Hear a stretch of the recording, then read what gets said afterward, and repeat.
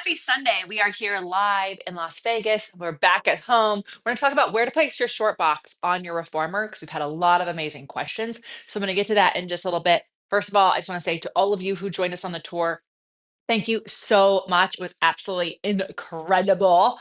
36 days, 21 cities, just absolutely amazing. So many of you became OPC members and were able to look at your form and answer your questions that are more personalized over in the community. And that just means so much to me. We're so excited to enter this 2025 with you and really nerd out.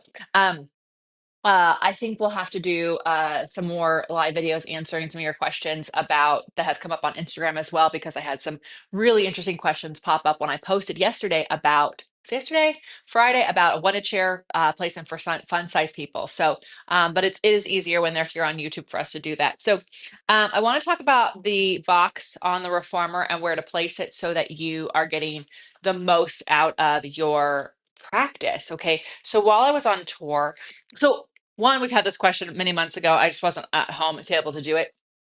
Two, I've been getting questions about hip flexors in the short box. And so this video is here to answer all those questions, plus talk about what I've been seeing. So a lot of people just put the box in front of the shoulder rests.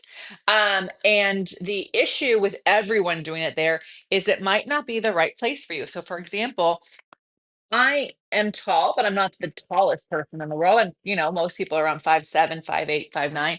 So do you see how like my strap is loose and my butt is off? And so to get the strap taut, my butt's now off. Or I'm here and I'm resting my feet on the frame. I've been pushing with the springs. So when I go backing up, I actually don't feel very secure. And the only thing that can work is my hip flexors. Okay. Now, if you're a more fun size person, this is a great placement for you. You just want to have, like, I can place my hand like this. You want to have that much space behind your box. So if you are more fun size, I want you here, but your strap has to be taut with whatever straight legs you can give me based on the size of your box and your butt on the box. Okay, see my butt's off the box. So most people need to place it over the shoulder rest. Now, here's the deal. That requires people to be thoughtful and mindful. A lot of people don't place it over the box because there's stuff on the carriage. And if you put the box on that, it's going to cut into the box and destroy the box. Meaning, like right here, will cut into it and then cause this upholstery to have a hole in it. You might think, who cares? Whatever. I don't really care. It's not this part of the box. Yeah, but it tears and eventually tears up here. It's not aesthetically pleasing, and it costs hundreds of dollars to reupholster or buy a new one. So the box needs to go over the shoulder rests and not touching those little pegs. I don't want it to touch those. Some pegs are taller. If you're even taller than that, you would gear out. Mine, I have to take all the springs off. If you're using a studio reformer, there's a handle you can use, and I can gear out, and that's going to give me more leg placement between my strap and the box, right? So there's always an option so that your legs, I'm going to show you now the more proper setup for my body, but yours would look similar, just either in front of the shoulder box or geared out if you're taller. So now the strap is around the base of my foot. I have space for my hand back here, and my legs are really straight. They're as straight as they're going to be on this box, right? So that's where you want it to be. When you place it there, it makes it easier to do this round back, and my legs could be reaching.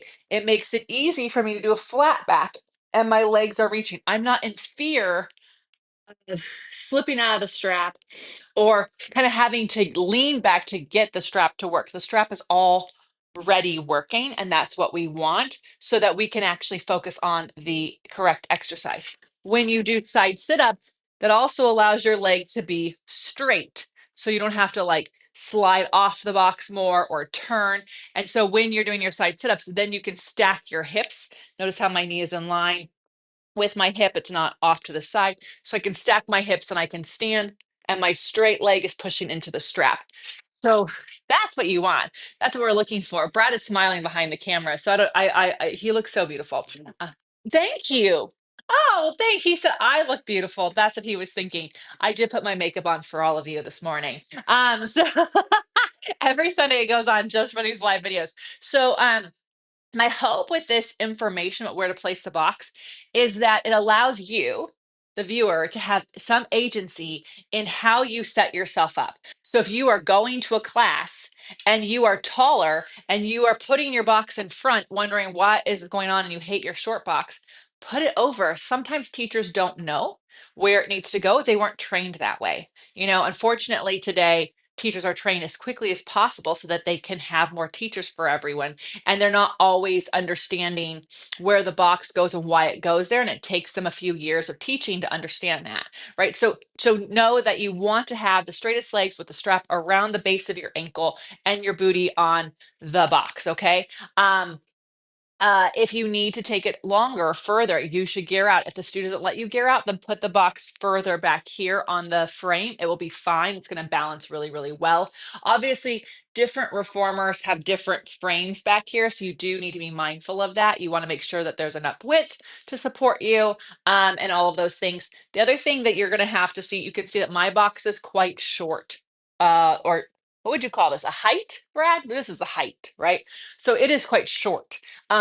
If you are a more fun-sized person on a bigger box, that placement in front of the shoulder box is going to be more effective than over. If you're a taller person, you definitely want it over. But the legs, don't worry if they're straight or not, because that could be a flexibility, that could be the size of box, but make sure the strap is taut and around the base of your ankle. I hope this answers questions, and I hope this makes you feel more successful.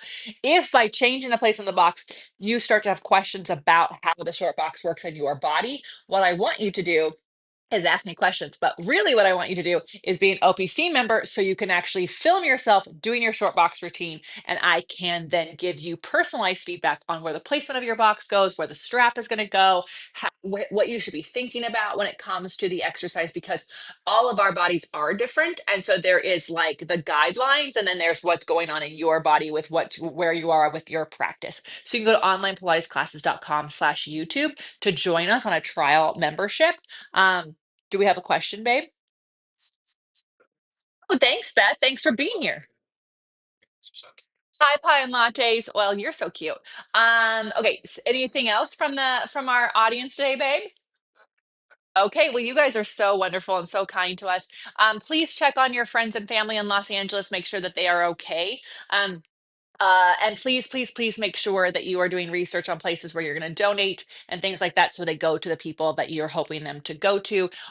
We are so, so lucky that all of our friends are truly safe in Los Angeles.